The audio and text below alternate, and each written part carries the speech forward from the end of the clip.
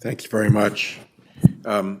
Secretary Reich, you've said that corporate profits are at a 70-year high. My recollection from my economics classes is that competition would drive prices to at or near the marginal cost of production. That does not seem to be happening. And there are two markets in which it seems particularly not to be happening. One is the oil market, and the other is the meat market. Are there characteristics of the oil market that create this problem or allow it to exist? And same for the meat market. Is there something unusual about those two markets that seemingly causes this market theory not to pertain in those markets? Well, Senator, you have both in the oil market and in the meat market a relatively few number of producers who can easily coordinate their production. It's called oligopolistic pricing and oligopolistic coordination. And we see it not just in oil and in meat. I want to emphasize that since the 1980s, 2/3 of all American industries have become more concentrated. And you look across the industries, particularly where you see the greatest inflation, and you see the fewest number of competitors dominating the industries because they can raise prices even though they are highly profitable. That is a core problem today. If you will allow me, I just want to, because I have been in much of this discussion struck by the criticism of the American Rescue Plan and the very important actions that the Senate and the House took to help average Americans. I think that would be wrong simply to sit back and not say that one of the great successes going through this pandemic was that so many Americans did not fall into poverty as we have seen in former recessions.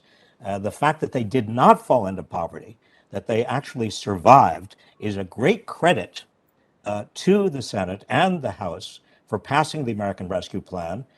And again, if you take the view that this economy is about people, it's not about corporations, then you have to congratulate what the government did to help people through this pandemic.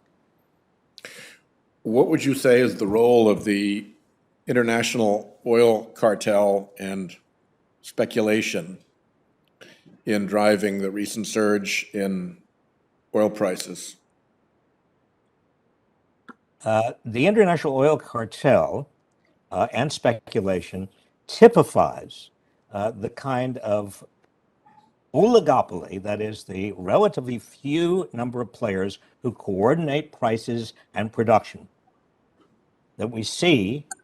And again, it exemplifies the problems of oligopoly. That is, when you have producers who are able to coordinate prices and production, inevitably they are going to do what their shareholders want them to do, and that is to maximize profits.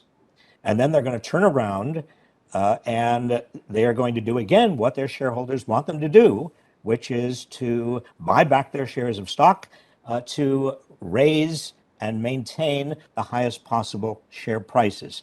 That is probably good for their shareholders. But what is good for shareholders, we see time and again, is not necessarily good for the economy or good for consumers or good for workers. In 30 seconds remaining, I would just note that in addition to corporate market power, which the Secretary discussed, we have a really stunning problem of corporate political power in this country, with massive corporate trade associations dominating this building, the oil and gas industry through basically blunt force political power, has forced us to ignore climate change now for a decade. I think we will rue the day that we let the oil and gas industry have that kind of control over what we do here in Congress. And with that, I'll yield.